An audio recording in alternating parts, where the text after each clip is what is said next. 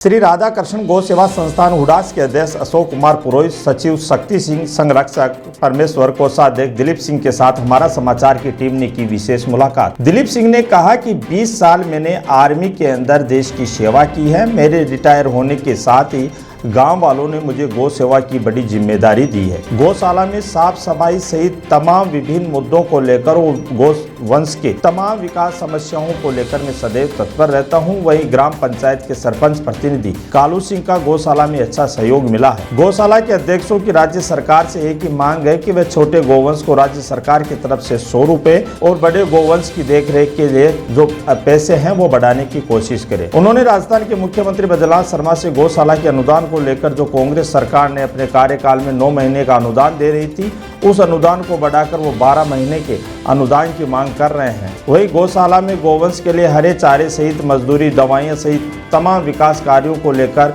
किसी भी प्रकार की कोई समस्याएं नहीं है। हुडास गांव के लोगों का बहुत अच्छा सहयोग मिला है। गौशाला में गौवंश के लिए डॉक्टर की सुविधा भी 24 घंटे मौजूद है। वही हमारा समाचार के वरिष्ठ संवाददाता सुनील कुमार ने की दिलीप सिंह व गांव की जनता से श्री राधा कृष्ण गौ सेवा संस्थान हुडास की विकास कार्यों को लेकर विशेष चर्चा। देखिए रिपोर्ट। स्वागत है हमारा समाचार में। आज हम मौजूद हैं गौशाला हुडास के अंदर। कोषाध्यक्ष जी 5 साल का कार्यकाल हो चुका है। इस गौशाला के अंदर अपना मैनेजमेंट कर रहे हैं। बिल्कुल आर्मी के अंदर भी इन्होंने अब अच्छी अपनी अहम भूमिका निभाई है। आज इनसे जानेंगे किस प्रकार की स्थितियाँ रहती है इस गौशाला के अंदर, किस प्रकार ये इस गौशाला के अंदर मैनेजमेंट करते हैं। बात करेंगे गौवंश की। 730 गौवंश है यहाँ। बिल्कुल उनकी अच्छे तरीके से रेख की जा रही है। लगातार 1 घंटे से हमने पूरी गौशाला विजिट की थी, तो लगातार जो अंदर मजदूर काम कर रहे हैं, तो 20 मजदूर यहाँ काम कर रहे हैं। तो मजदूरों से बातचीत की। मजदूरों का एक ही कहना, बिल्कुल यहाँ की जो कमेटी है बड़े शानदार तरीके से यहाँ इस गौशाला के अंदर विकास कार्य भी करवा रही और अपनी अहम जो भूमिका है ग्राम पंचायत के स्तर के जो लोग हैं वो भी शानदार भूमिका निभा रहे हैं। सबसे पहले तो स्वागत है हमारा समाचार में। जी आपका स्वागत है कि आप ग्रुप में और गौ माता की समस्याओं को उठाने के लिए। तो कोषाध्यक्ष जी, सबसे पहले तो मैं गौशाला का नाम जानना चाहूँगा, फिर आपका नाम जानना चाहूँगा। श्री राधा कृष्ण गौ सेवा संस्था होगा।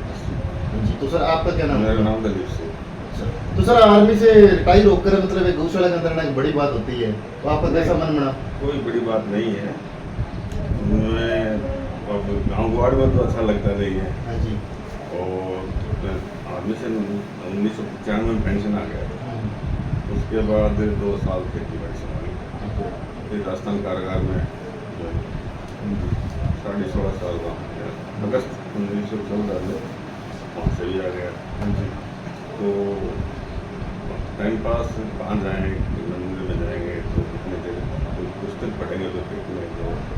तो हमारे वो भागवत कथा हुई थी, उसमें 7 दिन तक सेवा दी। और फिर वहाँ से मेरा यहाँ सेवा देने का मन बन गया। जो जीवन बहुत कुछ कमा लिया, कर लिया, तो साथ जाने वाला नहीं है। ये काम का जो सेवा है वो है। तो आर्मी के अंदर आपने सर कहाँ ड्यूटी दी थी?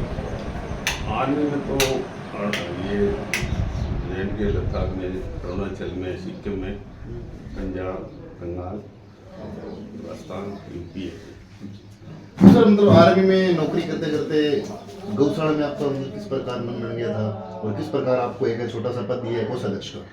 गौशाला में तो मन तो अपने जैसे अपने हिंदू सनातनी है तो गाय पे तो अपने पूर्वज भी गाय बैल रखते थे।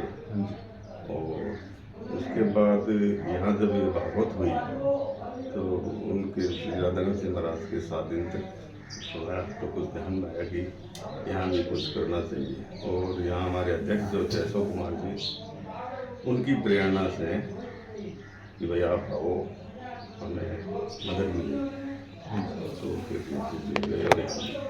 जैसा होता वैसे कर रहे हैं। तो सर मतलब 5 साल का कार्यकाल हो चुका है। 5 साल के अंदर आपने इस गौशाला के अंदर कौन से विकास कार्य करवाए जो मतलब गौवंश को सख्त मतलब और उनको रहने की क्या व्यवस्था कर रखी है?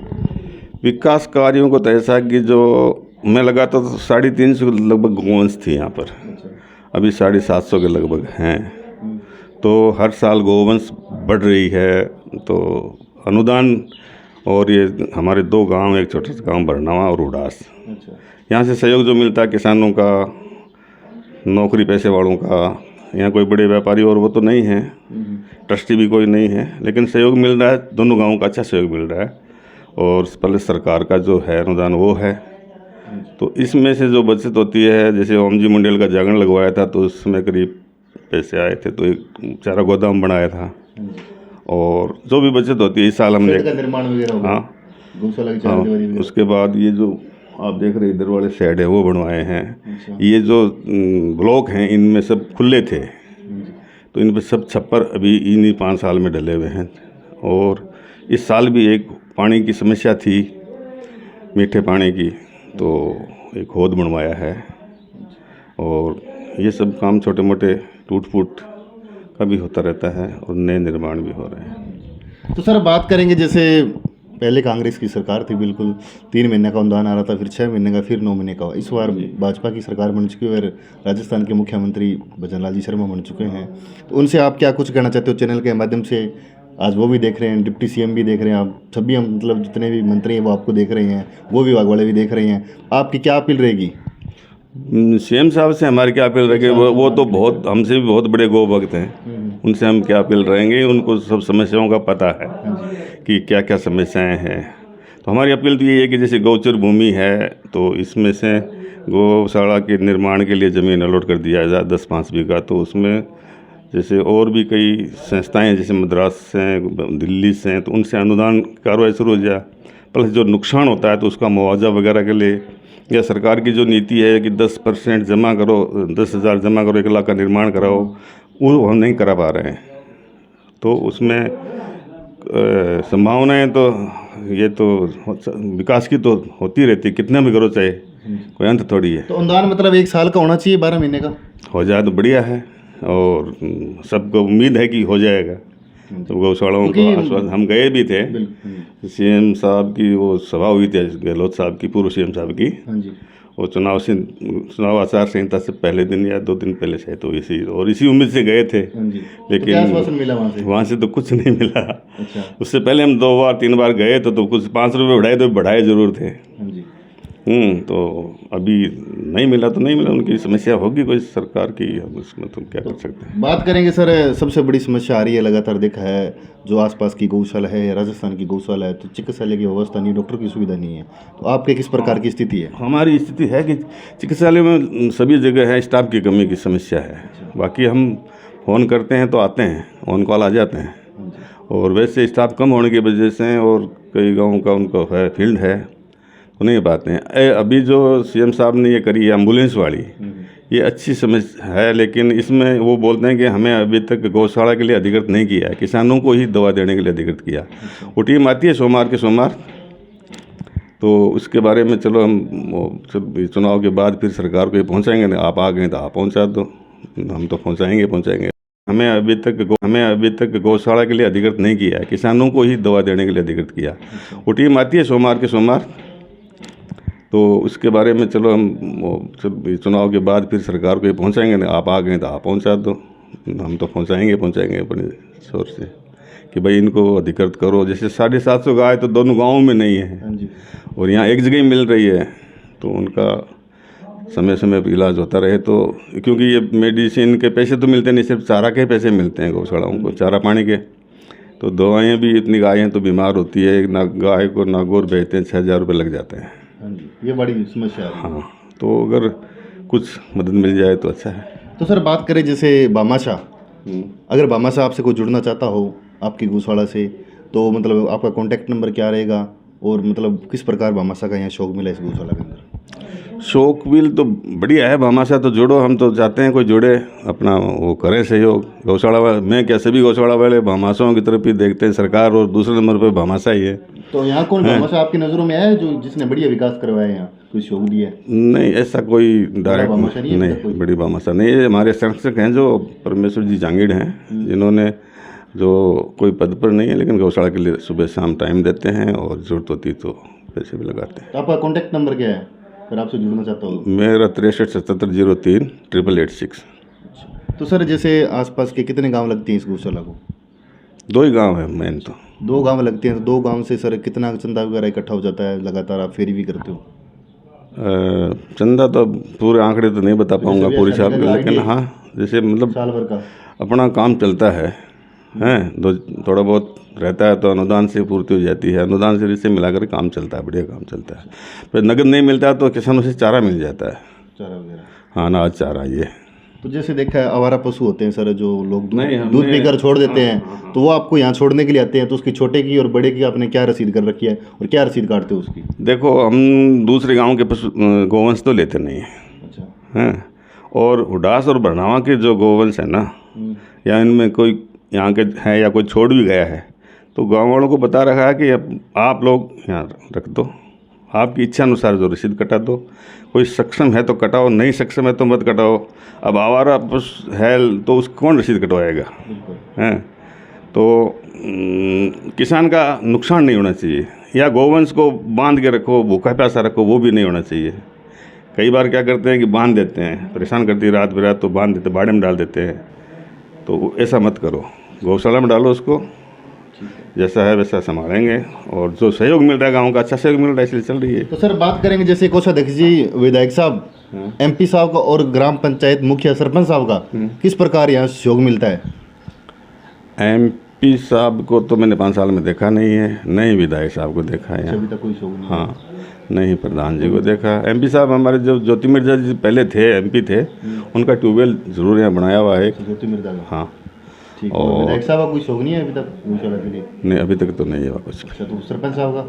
सरपंच साहब तो गांव के कहाँ जाएंगे, करना ही पड़ेगा, करना ही पड़ेगा।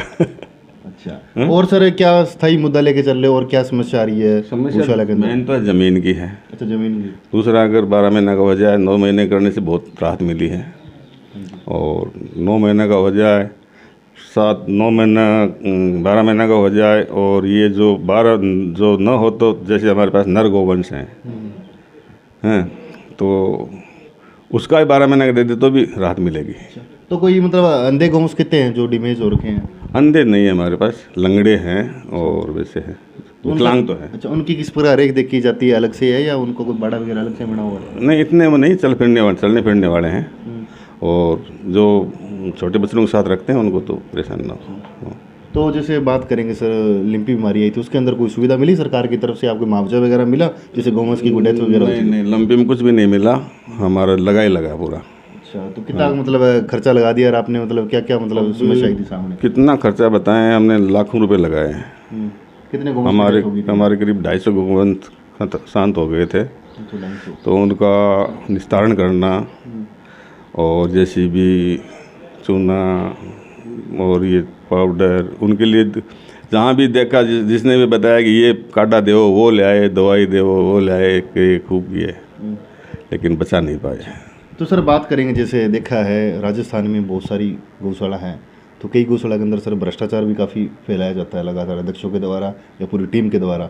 आपकी गौशाला की किस प्रकार स्थिति है और किस प्रकार चलानी जी? आप भी एक सरकारी कर्मचारी हो और कोषाध्यक्ष भी हो, लगातार गौशाला का मैनेजमेंट भी कर रहे हो, तो कैसे चलानी चाहिए? ये तो वो मैं थोड़ी बताऊंगा मैं क्या कर रहा हूँ, तो आप दूसरों से पूछो, गाँव वाले से पूछो। चलानी चाहिए गौशाला, मतलब सही तरीके से चलानी चाहिए, जैसे विकास हाँ, की बात अगर करें, काम करना हो तो या ठीक करो, रखने की बात करें। नहीं, काम करना हो तो ठीक से करो, नहीं तो मत करो उसको। अच्छे तरीके से काम करो, कहने का मतलब गौशाला की रेख देख अच्छे तरीके से। कोई भी काम आपको मिला हो तो उसको ढंग से करो, जितना होता है उतना ढंग से करो, चाहे वो 60% हो, 80% हो, कितना भी परसेंट हो, उसको ढंग से करो, उसमें कोई अंगुली ना उठाए।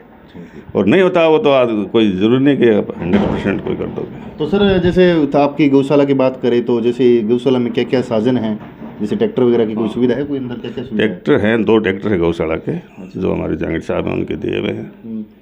एक ट्रॉली है, 2 ट्रॉली हैं, टैंकर है, कुतर मशीन है जो एक मामासा ने दी है मंगरासर से, और बाकी ट्यूबवेल है गौशाला का, पानी की कोई दिक्कत नहीं है। अच्छा, तो मजदूरों की क्या सैलरी दे रहे हो? मजदूरों को 10,000, 11,000, 12,000 जैसे, हाँ, अलग अलग है। जो ट्रैक्टर चला लेता है और सब काम कर लेता है उसको तो ज़्यादा है, सुबह शाम रहता है यहाँ। तो कोषाध्यक्ष जी, हमारा समाचार को 10 मिनट टाइम दिया, धन्यवाद आपका। धन्यवाद साहब, आपका भी, आप आए।